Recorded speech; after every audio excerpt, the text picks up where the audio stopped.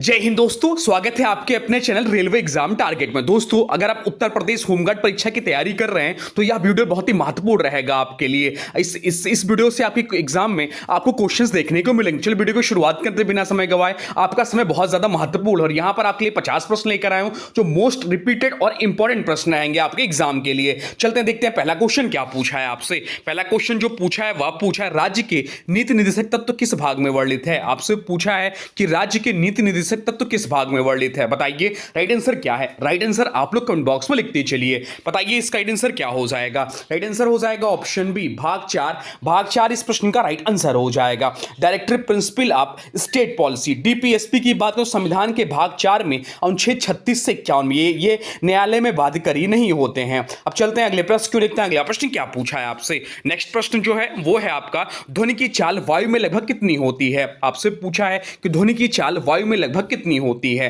बताइए कितनी होती है। तो इस प्रश्न का जो राइट आंसर हो जाएगा वो हो जाएगा ऑप्शन बी, 340 मीटर पर सेकंड होता है। ऑप्शन बी इस प्रश्न का राइट आंसर हो जाएगा। स्पीड ऑफ साउंड वायु में लगभग 340 मीटर पर सेकंड होती है। तापमान बढ़ने पर ध्वनि की चाल बढ़ती है। ठोस में सबसे अधिक और गैस में सबसे कम होती है, या माध्यम के घनत्व और लोच पर निर्भर करती है। चलिए चलते हैं नेक्स्ट प्रश्न की ओर, देखते हैं अगला प्रश्न क्या पूछा है आपसे। अगला प्रश्न पूछा है, काकोरी कांड कब हुआ था। आपसे पूछा है कि काकोरी कांड कब हुआ था, बताइए राइट आंसर क्या हो जाएगा।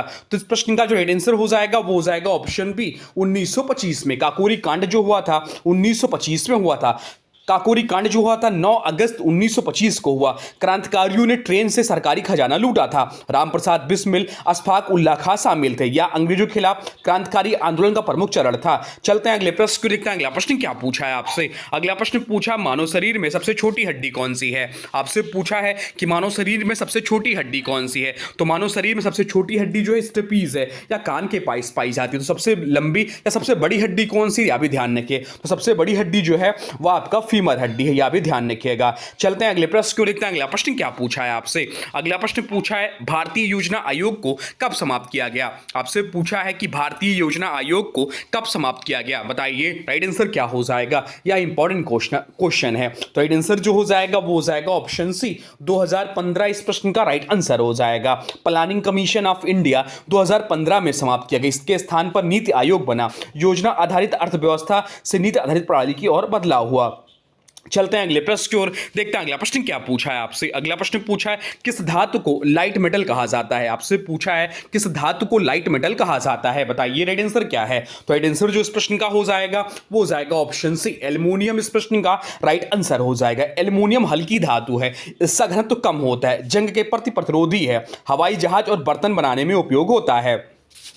चलते हैं अगले प्रश्न को देखते हैं। अगला प्रश्न क्या पूछा है आपसे। नेक्स्ट क्वेश्चन जो है वो है, आपसे पूछा कि उत्तर प्रदेश में दुधवा राष्ट्रीय उद्यान कहां स्थित है। पूछा है आपसे कि उत्तर प्रदेश में दुधवा राष्ट्रीय उद्यान कहां स्थित है, बताइए राइट आंसर क्या हो जाएगा। तो राइट आंसर जो हो जाएगा वो हो जाएगा ऑप्शन बी, लखीमपुर खीरी इस प्रश्न का राइट आंसर हो जाएगा। दुधवा नेशनल पार्क लखीमपुर खीरी में स्थित है, या तराई क्षेत्र में आता है। यहाँ बाघ, हाथी, गैंडा पाए जाते हैं, जैव विविधता के लिए प्रसिद्ध है। चलते हैं अगले प्रश्न की ओर, देखते हैं अगला प्रश्न क्या पूछा है आपसे। अगला प्रश्न पूछा है, भारतीय संविधान का कौन सा अनुच्छेद समानता का अधिकार देता है। आपसे पूछा है कि भारतीय संविधान का कौन सा अनुच्छेद समानता का अधिकार देता है, बताइए राइट आंसर क्या हो जाएगा। राइट आंसर हो जाएगा ऑप्शन ए, अनुच्छेद 14। अनुच्छेद 14 इस प्रश्न का राइट आंसर हो जाएगा। आर्टिकल 14 समानता का अधिकार देता है, कानून के समस्त समानता का सिद्धांत देता है, भेदभाव को समाप्त करने का उद्देश्य इसके पीछे या मौलिक अधिकारों का हिस्सा है। चलते हैं अगले प्रश्न को देखते हैं। अगला प्रश्न क्या पूछा है आपसे। अगला प्रश्न पूछा है, सूर्य में ऊर्जा उत्पन्न होने की प्रक्रिया क्या है।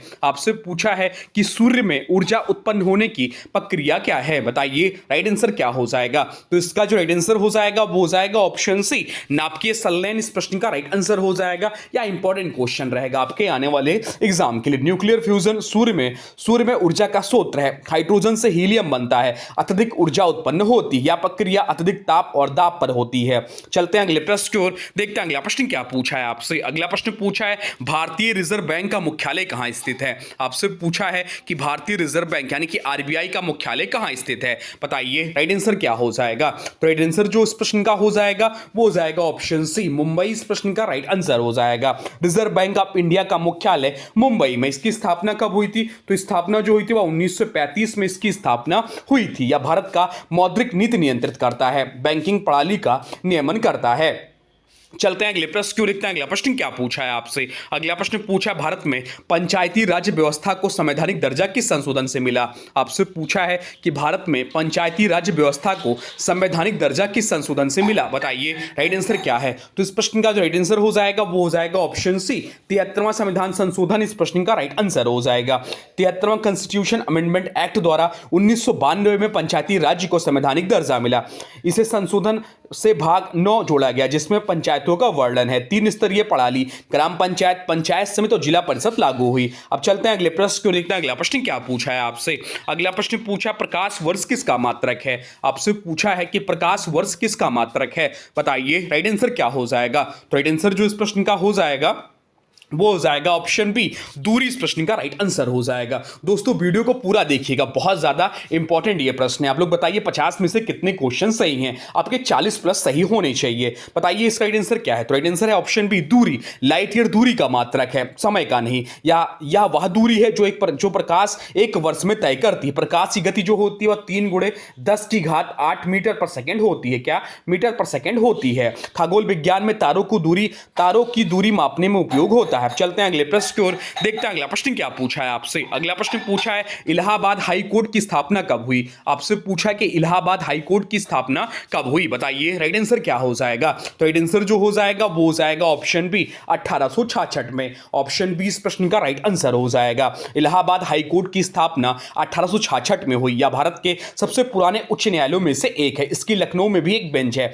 यूपी राज्य की न्यायिक व्यवस्था का सर्वोच्च न्यायालय है। अब चलते हैं अगले प्रश्न को देखते हैं। अगला प्रश्न क्या पूछा है आपसे। अगला प्रश्न पूछा मानव शरीर में आरबीसी यानी कि रेड ब्लड सेल्स का निर्माण कहां होता है। आपसे पूछा कि मानव शरीर में आरबीसी यानी कि रेड ब्लड सेल्स का निर्माण कहां होता है, बताइए राइट आंसर क्या हो जाएगा। राइट आंसर हो जाएगा ऑप्शन बी, अस्थिमज्जा इस प्रश्न का राइट आंसर हो जाएगा। अस्थिमज्जा में होता है। आरबीसी का मुख्य कार्य ऑक्सीजन का परिवहन करना है। आरबीसी में हीमोग्लोबिन पाया जाता है। चलते हैं अगले प्रश्न को लिखते हैं। अगला प्रश्न क्या पूछा है आपसे। अगला प्रश्न पूछा है द्वितीय गोलमेज सम्मेलन सेकेंड राउंड टेबल कॉन्फ्रेंस में भारतीय राष्ट्रीय कांग्रेस का प्रतिनिधित्व किसने किया, बताइए इसका आंसर क्या हो जाएगा। तो 3 गोलमेज सम्मेलन हुए 1930, 31 और 32 में। 31 और 32 में 3 गोलमेज सम्मेलन में भाग किसमें लिया। तो 1931 में महात्मा गांधी ने भाग लिया था। तो ऑप्शन बी इस प्रश्न का राइट आंसर हो जाएगा। ऑप्शन बी महात्मा गांधी ने 1931 में जो कि लंदन में हुआ था कॉन्फ्रेंस, उसमें भाग लिया था।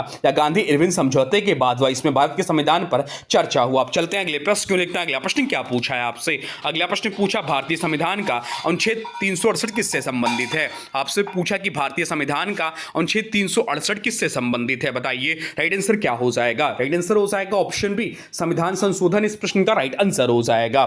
संविधान संशोधन आर्टिकल 368 संविधान संशोधन की प्रक्रिया बताता है। संसद को संविधान में संशोधन करने की शक्ति देता है। कुछ संसाधनों के लिए राज्यों की सहमति भी आवश्यक है। संविधान को लचीला बनाता है। चलते हैं अगले प्रश्न को देखते हैं। अगला प्रश्न क्या पूछा है आपसे। अगला प्रश्न पूछा ध्वनि तरंगे किस प्रकार की तरंगे होती हैं। आपसे पूछा है कि ध्वनि तरंगे जो होती हैं किस प्रकार की तरंगे होती हैं, बताइए राइट आंसर क्या हो जाएगा।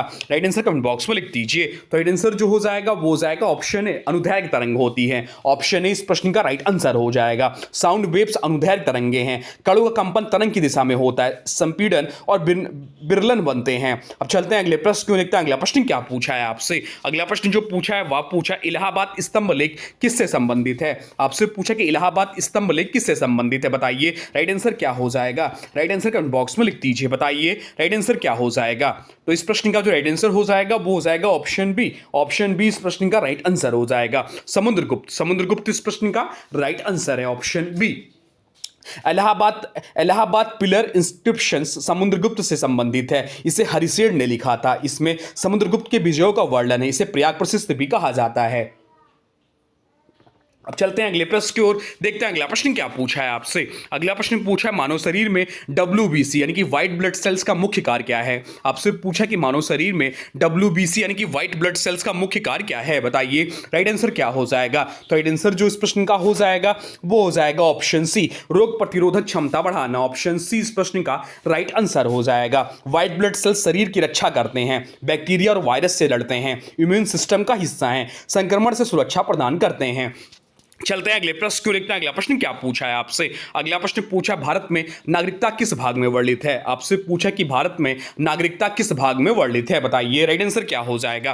राइट आंसर हो जाएगा ऑप्शन बी, भाग 2 में वर्णित है। सिटीजनशिप इन इंडिया भाग 2 में अनुच्छेद 511 में वर्णित है। नागरिकता के प्रावधान बताए गए हैं। जन्म वंश पंजीकरण से नागरिकता मिलती, संसद को नागरिकता कानून बनाने की शक्ति है। चलते हैं अगले प्रश्न क्यों देखते हैं अगला प्रश्न क्या पूछा है आपसे। अगला प्रश्न पूछा बल का एसआई मात्रक क्या है, एसआई यूनिट ऑफ फोर्स क्या है, बताइए राइट आंसर क्या हो जाएगा। तो बल का जो एसआई मात्रक है वह न्यूटन है। ऑप्शन बी इस प्रश्न का राइट आंसर हो जाएगा। न्यूटन बल का एसआई मात्रक है। बल बराबर होता है क्या है, तो बल बराबर होता है यम इंटू ए होता है, यम इंटू ए होता है।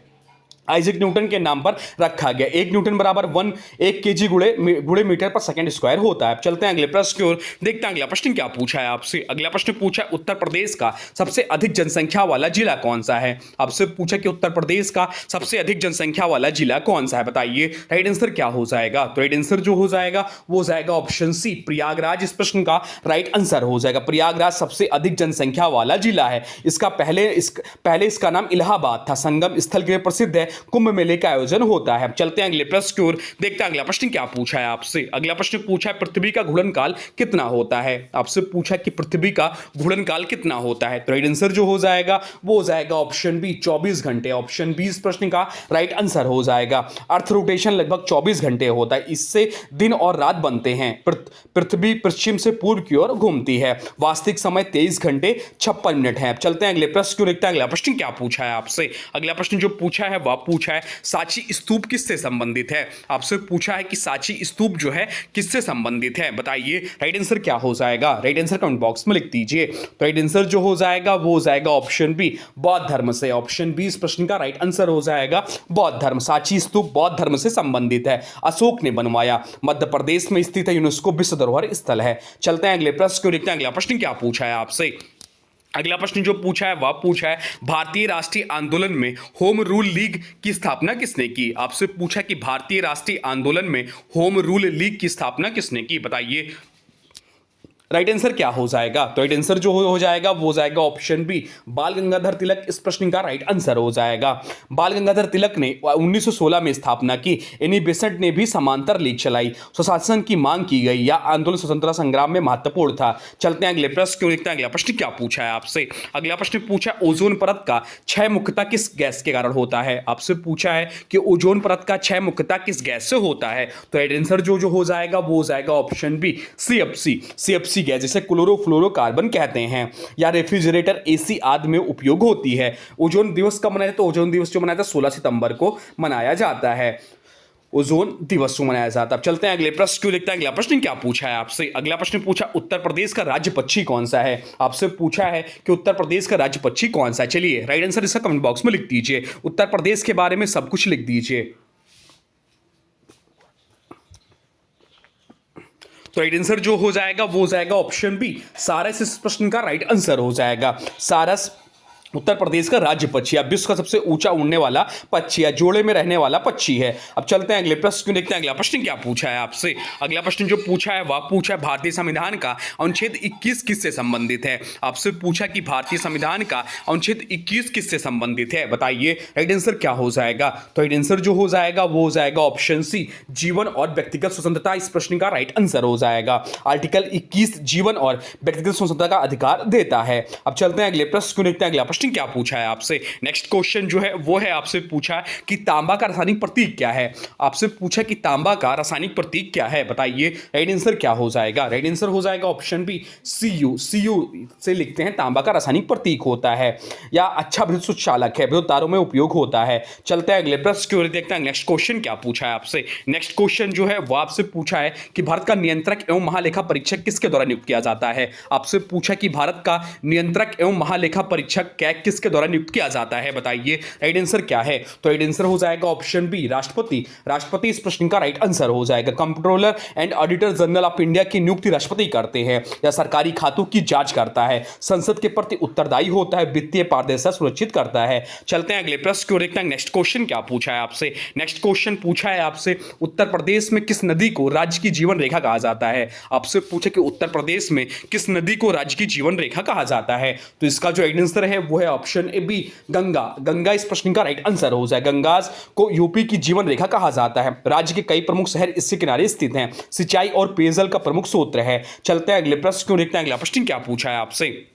अगला प्रश्न पूछा है उत्तर प्रदेश का सबसे बड़ा जिला क्षेत्रफल के आधार पर कौन सा है। आपसे पूछा कि उत्तर प्रदेश का सबसे बड़ा जिला क्षेत्रफल के आधार पर कौन सा है, बताइए राइट आंसर क्या हो जाएगा। राइट आंसर हो जाएगा ऑप्शन बी सोनभद्र। सोनभद्र इस प्रश्न का राइट आंसर हो जाएगा। सोनभद्र क्षेत्रफल में सबसे बड़ा जिला या झारखंड, बिहार, छत्तीसगढ़ से सटा है। खनिज संसाधनों में समृद्ध भी है। इसे ऊर्जा की राजधानी भी कहा जाता है। अब आप लोग कमेंट बॉक्स में बताइए क्षेत्रफल की दृष्टि से उत्तर प्रदेश का सबसे छोटा जिला कौन सा है। चलिए अब चलते हैं अगले प्रश्न को देखते हैं। नेक्स्ट क्वेश्चन क्या पूछा है आपसे। नेक्स्ट क्वेश्चन पूछा है भारतीय संविधान में मौलिक कर्तव्य किस अनुच्छेद में है। आपसे पूछा है कि भारतीय संविधान में मौलिक कर्तव्य किस अनुच्छेद में है, बताइए राइट आंसर क्या हो जाएगा। तो राइट आंसर जो हो जाएगा वो हो जाएगा ऑप्शन बी अनुच्छेद 51 इस प्रश्न का राइट आंसर हो जाएगा। आर्टिकल 51A में वर्णित है 42वें संविधान संशोधन 1976 से जोड़े गए नागरिकों के कर्तव्यों को बताया। वर्तमान में 11 कर्तव्य हैं। चलते हैं अगले प्रश्न को देखते हैं। अगला प्रश्न क्या पूछा है आपसे। अगला प्रश्न पूछा ताप का एसआई मात्रक क्या है।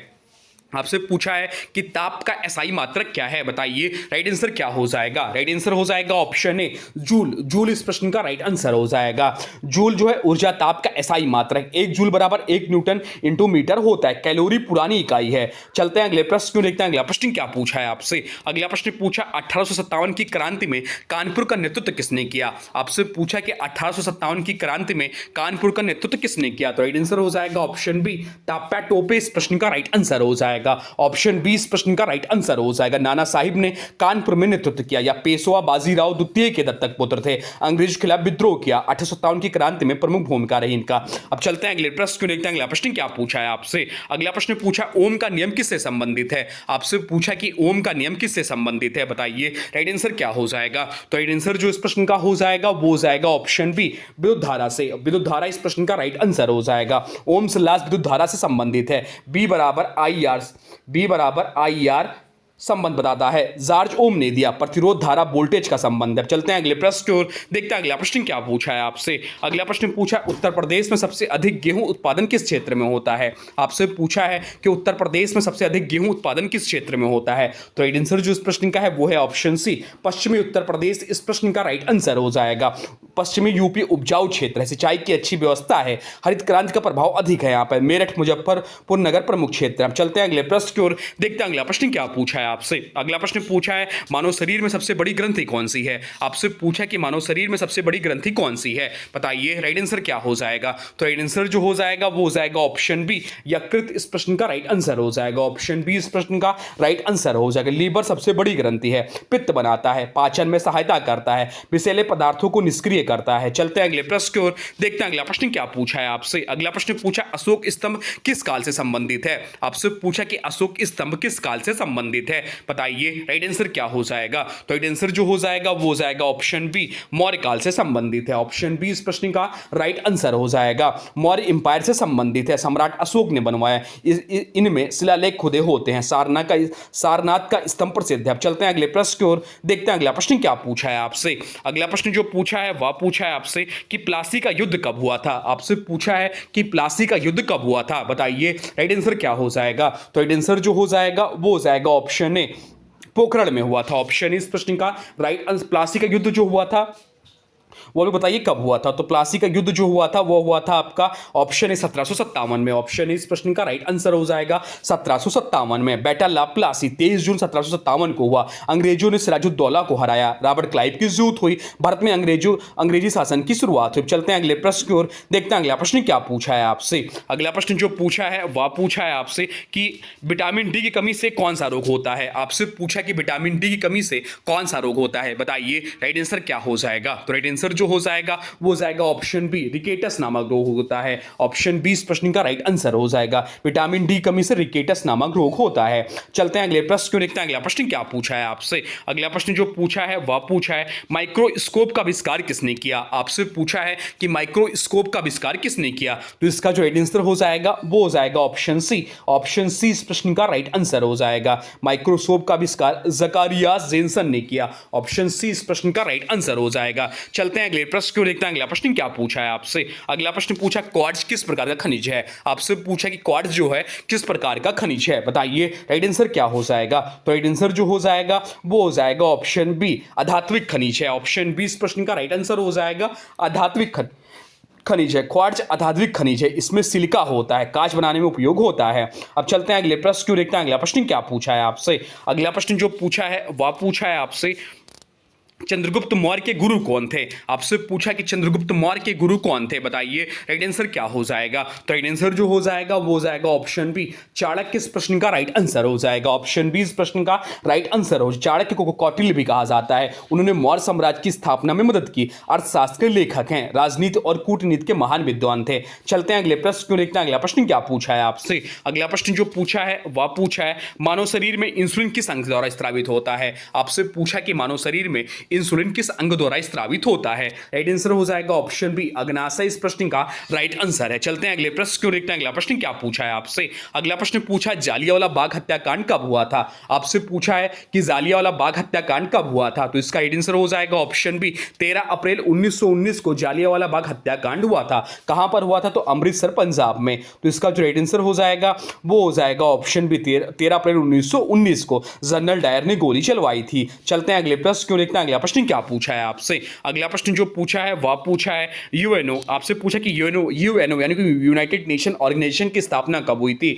यूनाइटेड नेशंस ऑर्गेनाइजेशन की स्थापना कब हुई थी, तो राइट आंसर जो हो जाएगा वो हो जाएगा ऑप्शन बी, 24 अक्टूबर 1945 की स्थापना हुई थी। तो ऑप्शन बी इस प्रश्न का राइट आंसर हो जाएगा। मुख्यालय कहां है, तो मुख्यालय न्यूयॉर्क में है। शांति और सुरक्षा बनाए रखना इसका उद्देश्य है। चलते हैं अगले प्रश्न को देखते हैं। अगला प्रश्न क्या पूछा है आपसे। अगला प्रश्न पूछा है भारतीय संविधान का अनुच्छेद 370 किस राज्य से संबंधित था। आपसे पूछा कि भारतीय संविधान का अनुच्छेद 370 किस राज्य से संबंधित था। राइट आंसर था ऑप्शन बी, जम्मू कश्मीर। जम्मू कश्मीर इस प्रश्न का राइट आंसर हो जाएगा। आर्टिकल 370 जम्मू कश्मीर से संबंधित था, इसे 2019 में हटा दिया गया, विशेष राज्य का दर्जा देता था, या पूरी तरह भारत का हिस्सा है। चलते हैं अगले प्रश्न की ओर, देखते हैं अगला प्रश्न क्या पूछा है आपसे। अगला प्रश्न पूछा है ओलंपिक खेलों का आयोजन कितने वर्ष बाद होता है। आपसे पूछे कि ओलंपिक खेलों का आयोजन कितने वर्षों बाद होता है, तो राइट आंसर हो जाएगा ऑप्शन सी, 4 वर्षों के अंतराल पर होता है। ओलंपिक गेम्स हर 4 वर्ष में होते हैं। अंतर्राष्ट्रीय स्तर पर सबसे बड़ा खेल आयोजन है, आईओसी द्वारा आयोजित किया जाता है। ग्रीस से इसकी